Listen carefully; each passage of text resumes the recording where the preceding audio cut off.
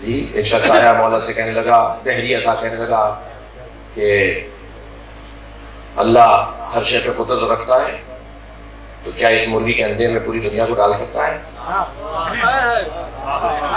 आठवें इमाम से एक शख्स ने कहा कि अल्लाह इस पूरी दुनिया को इस मुर्गी के अंडे में डाल सकता है? मुर्गी का अंडा हाथ में लिए बैठा। हज़रत ने फरमाया, तू करता क्या है, काम क्या है तेरा, थोड़ा सा मुझसे बात कर।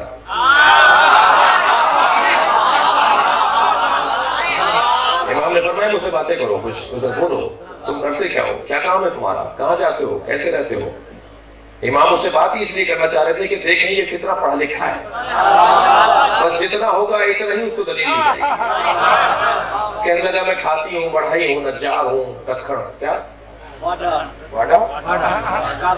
कारपेंटर। चले ये ज्यादा आज सब अंग्रेज हो गए ना।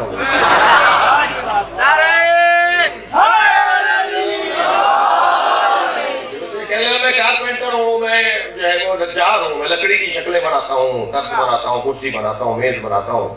हजरत के हाथ में असाए पैगंबर था, सरकार दो जहां का आसा, गुबारी से पैगंबर है, तो आपके हाथ में असाए पैगंबर था, आपने आगे बढ़ा के कहा ये लकड़ी है, मुझे इससे तख्त बना दे।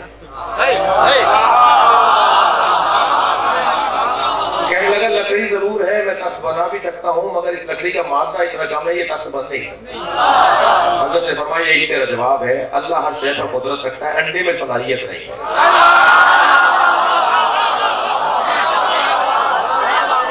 सल्लल्लाहु अलैहि मोहम्मद।